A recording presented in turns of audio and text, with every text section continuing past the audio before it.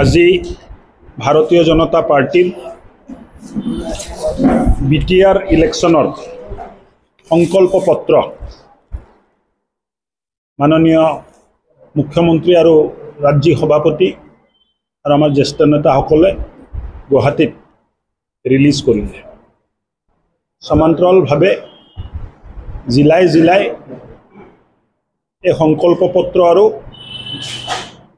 মুখ্যমন্ত্ৰী ডাঙৰীয়াৰ বিটিআৰ ইলেকশ্যনত বিটিআৰবাসী ৰাইজক দিয়া গেৰেণ্টিও আমি আপোনালোকৰ সন্মুখত দাঙি ধৰিব খুজিছোঁ। এক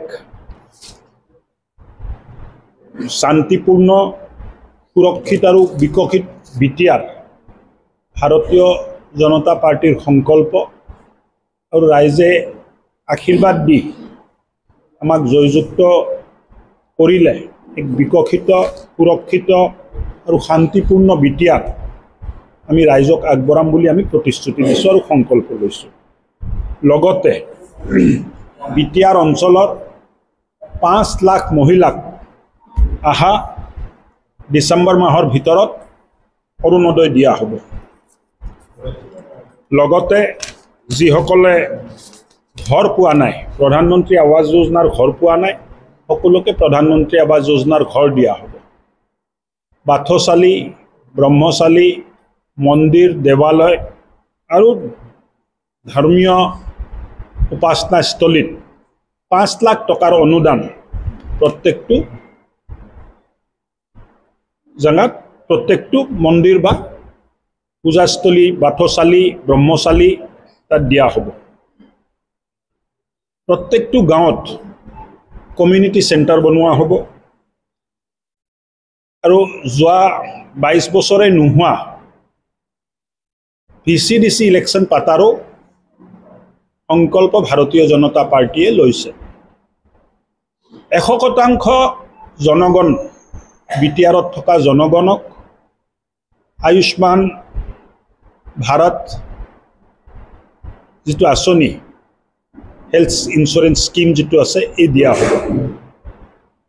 প্ৰত্যেকটো গাঁও ডিষ্ট্ৰিক্ট হেডকোৱাৰ্টাৰৰ লগত সংযোগ কৰিব পৰা ৰাস্তাৰ ব্যৱস্থা 5 বছৰত আমি কৰিম।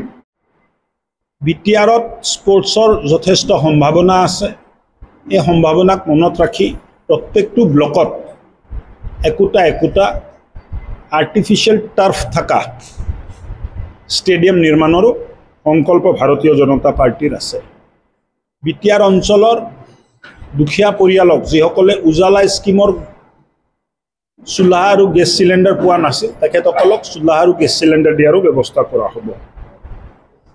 মাটিৰ যিটো সমস্যা, দেউতাৰ নামত মাটি আছিল, ল'ৰাৰ নামত মাটি হোৱা নাই, ককাৰ নামত আছিল কিন্তু ককা মৰাৰ পিছত মাটিবোৰ হস্তান্তৰণ হোৱা নাই, এই সুবিধাবোৰো যেনেকৈ বসুন্ধৰাত কৰা গ'ল, এই সুবিধাটো বসুন্ধৰাৰ নিচিনাকৈ বিটিআৰতো যোগ্য আৰু হ'ব লগা কাম কৰাৰ আমি সংকল্প হাতত লৈছোঁ। নিযুত মইনা নোপোৱা প্ৰত্যেকটো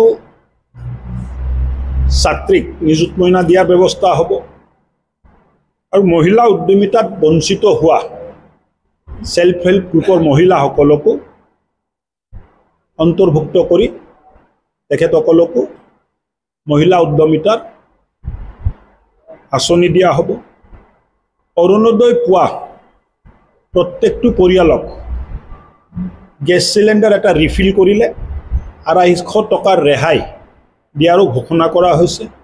তাৰ উপৰিও বহুখিনি কথা মুখ্যমন্ত্ৰীৰ গেৰেণ্টিত আহিছে আৰু মই ভাবোঁ যে সকলোকে সমমৰ্যাদা, সম অধিকাৰ আৰু সম সুযোগ, ইকুৱেল অপৰচুনিটি, ইকুৱেল ষ্টেটাছ